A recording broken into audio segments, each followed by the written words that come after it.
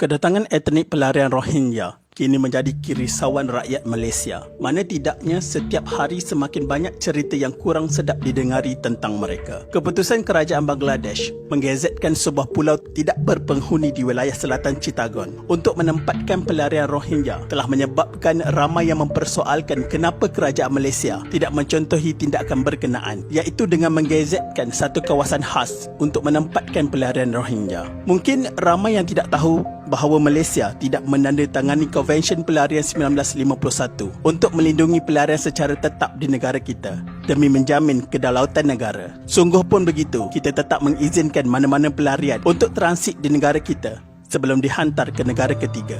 Tahukah anda Malaysia pernah diancam kedaułatannya kerana terlalu bermurah hati dengan menerima pelarian di negara kita suatu ketika dahulu? Ia digelar tragedi Pulau Bidong. Kisahnya bermula apabila Malaysia mengambil keputusan untuk menerima pelarian dari negara Vietnam yang meninggalkan negara mereka melalui jalan laut kerana peperangan yang tercetus di negara mereka. Oleh kerana jumlah mereka yang begitu ramai, Malaysia terpaksa mencari satu kawasan khas untuk menempatkan mereka di negara kita. Keputusan menerima pelarian Vietnam menyaksikan kerajaan Terengganu terpaksa mengisytiharkan Pulau Bidong, sebuah kawasan tidak berpenghuni di pesisiran pantai Terengganu, kira-kira 40 km dari Tanah Besar, sebagai pusat penempatan pelarian Vietnam antara tahun 1978 hingga 1990. Ketika itu, ramai pelarian Vietnam mendarat di pantai dan pulau perairan pantai timur. Dianggarkan seramai 252,390 pelarian Vietnam mendarat di Malaysia dan seramai 4,535 bayi telah dilahirkan. Jumlah pendaratan paling tinggi ialah dengan kapal Hai Hong di Pelabuhan Kelang yang membawa 2,400 orang pada 1978. Keputusan Malaysia ini dilihat sebagai satu keputusan kemanusiaan dalam menangani isu pergerakan pendatang, khususnya berkaitan penyeludupan dan pemerdagangan manusia. Ia juga menyaksikan kedudukan dan peranan Malaysia sebagai pengerusi ASEAN semakin kukuh dan membuka mata dunia luar terhadap Malaysia. Tapi persoalan yang timbul, kenapa perlu Malaysia yang menjadi hero dalam pergolakan dan krisis di negara ASEAN? Kewujudan Pulau Bidong suatu masa dahulu dilihat sebagai sifat kemanusiaan sebuah negara kecil yang sudah membangun dalam memperjuangkan hak asasi manusia. Tetapi di sebalik sifat kemanusiaan ini, timbul satu persoalan membabitkan penduduk tempatan dan nelayan di sekitar Pulau Bidong yang memperjuangkan hak mereka dan mahu kawasan itu dijadikan kawasan bebas kepada nelayan.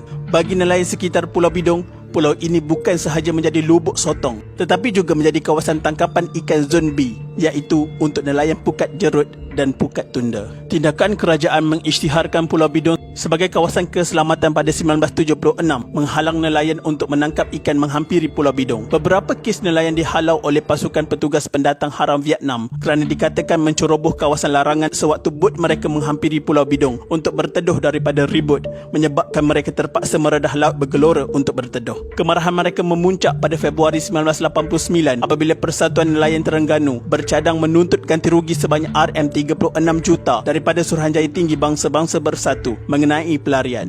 Alasannya ialah kira-kira 3,000 nelayan terjejas pendapatan kerana penempatan pelarian di pulau itu menyebabkan mereka tidak boleh menangkap ikan di sekitar pulau terbabit. Mendengar rintihan rakyat membuatkan wujudnya konflik antara kerajaan negeri dan kerajaan pusat. Selepas hampir 12 tahun Malaysia menempatkan pelarian Vietnam di Pulau Bidong Terengganu bermula tahun 1978, jasa baik kerajaan membenarkan mereka menumpang di situ dibalas dengan demonstrasi berdarah pada awal 1990-an. Tunjuk perasaan itu bermula apabila tersebarnya berita mengatakan PBB membuat keputusan untuk mengeluarkan mereka dari situ untuk dihantar ke negara ketiga.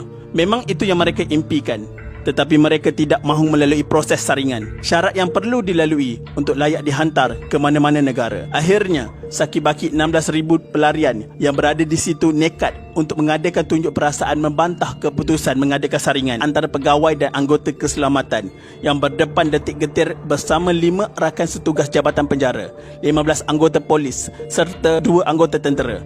Majlis Keselamatan Negara MKN, Jabatan Perdana Menteri itu turut dibantu 30 Ikatan Relawan Malaysia RELA. Namun jumlah itu jauh lebih kecil jika dibandingkan dengan 16,000 penghuni Pulau Bidong. Keputusan PBB itu tidak dimaklumkan lebih awal menyebabkan pasukan khas ini tidak menyangka akan berlaku demonstrasi di depan bilik gerakan mereka. Demonstrasi itu berlanjutan selama seminggu disusuli dengan mogok lapar. Mereka enggan menyentuh makanan yang disediakan petugas Palang Merah Antarabangsa. Pada masa yang sama, banyak poster Poster-poster mula dinaikkan dan ada antaranya yang bertulis, "Hidup atau mati. Kami mahu keadilan. Bebaskan kami dan kami tidak mahu pulang." Sepanjang tempoh itu, petugas keselamatan terus berdiplomasi memujuk mereka supaya bertenang. Pada hari pertama dan kedua, mereka kelihatan masih boleh mengawal emosi. Tetapi selepas beberapa kali berbincang dan tiada keputusan positif, mereka mula berubah sikap. Pemimpin mereka mula berucap di tempat perhimpunan dengan penuh semangat. Kemuncak tunjuk perasaan itu memang mengerikan kerana ramai yang mencederakan diri sendiri, menikam badan dengan senjata tajam. Mereka mahu menunjukkan tanda protes kepada PBB. Demonstrasi itu berakhir dengan aman selepas beberapa perundingan dan akhirnya semua penghuni di Pulau Bidong dipindahkan ke kamp Sungai Besi sementara menunggu proses menghantar mereka ke negara ketiga. Pelarian Vietnam yang terkenal dengan sikap agresif akibat desakan hidup di negara mereka serta kesan perang antara Vietnam Utara dan Vietnam Selatan juga tidak terlepas daripada masalah jenayah dan disiplin walaupun dikawal ketat. Konflik ini berakhir pada 30 November 1991 selepas kerajaan mengumumkan Pulau Bidong akan ditutup daripada menjadi pusat penempatan sementara pelarian Vietnam. Upacara penyerahan yang dilakukan oleh bekas Timbalan Perdana Menteri ketika itu Tun Ghaffar Baba kepada Menteri Besar Terengganu Tan Sri Wan Mokhtar Ahmad menandakan Pulau Bidong yang menempatkan pelarian Vietnam sejak 1975 bebas daripada jajahan rakyat asing. Menurut pemerhati politik ketika itu, keputusan menutup Pulau Bidong sepatutnya sudah lama dibuat oleh kerajaan. Setelah hampir 12 tahun, masalah penempatan semula pelarian ke negara ketiga menjadi semakin rumit. Keputusan kerajaan menutup Pulau Bidong untuk selama-lamanya kepada pelarian dapat mengelakkan golongan itu meninggalkan negara mereka untuk mencari kehidupan yang lebih baik. Lebih penting, ia melenyapkan imej Pulau Bidong sebagai pusat tarikan pelarian, khususnya dari Vietnam. Namun penutupan Pulau Bidong ini bukanlah pengakhiran kepada masalah pelarian. Selepas Pulau Bidong ditutup, pelarian ini dipindahkan ke kamp pelarian Sungai Besi dengan satu harapan agar masalah pelarian ini dapat diatasi. Jangkaan semua pihak itu nyata meleset apabila bilangan pelarian Vietnam ini bertambah dan menjadikan kamp pelarian Sungai Buloh seolah-olah daerah keramat mereka. Pelarian Vietnam bertindak seperti kacang lupakan kulit apabila mencetuskan kekecohan yang menjadi antara rusuhan terbesar pernah berlaku di negara ini. Bagaimanapun, kehadiran mereka di kamp Sungai Besi memberi masalah lebih besar kepada anggota keselamatan. Di dalam kamp ini, mereka telah menunjukkan perangai mereka yang sebenar. Mereka telah mewujudkan puak-puak samseng di kalangan mereka dan menindas rakan sepelarian mereka sendiri. Mereka juga tidak menghormati undang-undang dengan mewujudkan pelbagai pusat hiburan dan pelacuran haram di dalam kamp berkenaan.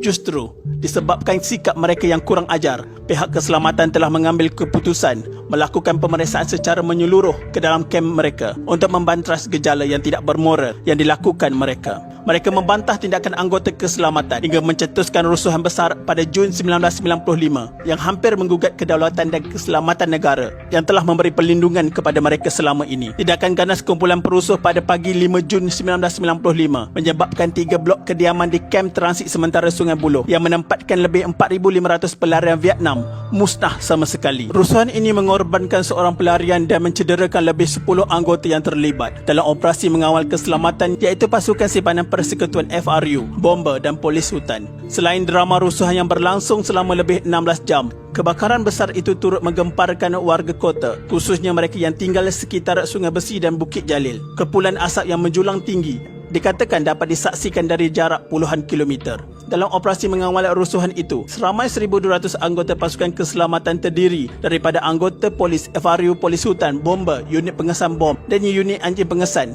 dikerahkan ke tempat kejadian. Serbuan awal polis ketika itu berjaya menemui pelbagai senjata tajam seperti lembing, parang, senapan patah dan pedang yang dihasilkan oleh kumpulan perusuh. Berdasarkan kenyataan rasmi Dewan Negara yang dibaca oleh Menteri Jabatan Perdana Menteri ketika itu, Datuk Seri Muhammad Nazri Abdul Aziz, berhubung insiden ini, kekecohan dipercayai berpunca daripada sikap tidak puas hati pelarian terhadap keputusan kerajaan yang mahu menghantar mereka pulang ke negara asal. Menurut beliau dalam kenyataan itu, pelarian Vietnam cuba menunjukkan bantahan dan mendapatkan simpati dunia terhadap rancangan kerajaan menghantar mereka pulang ke Vietnam yang sudah dipersetujui oleh Suruhanjaya Tinggi Bangsa-Bangsa Bersatu bagi orang pelarian. Mereka juga masih menaruh harapan untuk dihantar menetap ke negara ketiga yang mereka anggap dapat memberikan perlindungan walaupun permohonan mereka ditolak oleh negara berkenaan. Pilihan kumpulan pelarian ketika itu adalah untuk mendapatkan tempoh perlindungan lebih lama di negara ini sementara menunggu giliran dihantar ke negara-negara ketiga seperti Amerika Syarikat, Perancis, Kanada dan Eropah yang dikelola oleh UNHCR. Bagaimanapun atas syarat-syarat ketat yang ditetapkan oleh badan antarabangsa itu, keutamaan mengikut program pemindahan ke negara ketiga itu hanya melibatkan pelarian yang mempunyai kelayakan profesional. Tersepit dalam keadaan itu, sebahagian daripada pelarian turut berusaha meraih simpati antarabangsa sehingga mendapat perhatian dari negara luar. Kenyataan yang sama juga menyatakan pemberontakan berpunca daripada tindakan kerajaan membina pagar berangkai di kem berkenaan bagi mengasingkan kumpulan pelarian yang bermati-matian enggan dihantar pulang dengan puak yang lebih bertimbang rasa. Dalam rundingan itu, kumpulan pelarian mendesak kerajaan supaya tempoh perlindungan dilanjutkan kerana mereka takut pulang ke negara asal. Mereka tidak berani pulang kerana takut dikenakan hukuman mati oleh pemerintah komunis negara itu. Rundingan menemui jalan buntu sehingga tercetusnya rusuhan. Selepas tewas dalam pertempuran dengan pihak berkuasa, beratus-ratus kepala samseng dihantar ke kem tahanan sementara pelarian di Krayong Pahang. Betapa susah dan mencabarnya pasukan khas di bawah MKN serta semua agensi keselamatan kita bagi menangani isu pelarian ini. Buat baik dibalas baik, namun tidak sangka sebaliknya pula yang kita dapat. Tahniah kepada MKN dan semua agensi keselamatan kita pada ketika itu yang akhirnya berjaya menyelesaikan dan meleraikan masalah isu pelarian Vietnam ini. Berbalik kepada isu etnik pelarian Rohingya, jangan jadi Rohingya mudah lupa. Kerajaan Malaysia perlu lebih tegas bagi menjamin kedaulatan negara serta mengekang kemasukan mereka secara haram atas tiket pelarian. Kita sebagai rakyat Malaysia teruskanlah bersuara melalui saluran yang betul tanpa menyalahi undang-undang. Cukuplah yang sedia ada pun sudah bermasalah. Jangan ditambah jumlah mereka. Kita tidak akan nampak dalam masa 2-3 tahun, tapi kesannya 20-30 tahun akan datang kepada anak cucu kita. Selain daripada masalah sosial yang berbangkit jika mereka terus bertapak di Malaysia dan diberikan pelbagai keistimewaan yang tidak sepatutnya diberikan kepada pendatang asing tanpa izin, walaupun mereka kononnya merasa kebal dengan hanya memegang title pelarian UNHCR. Sekian, terima kasih.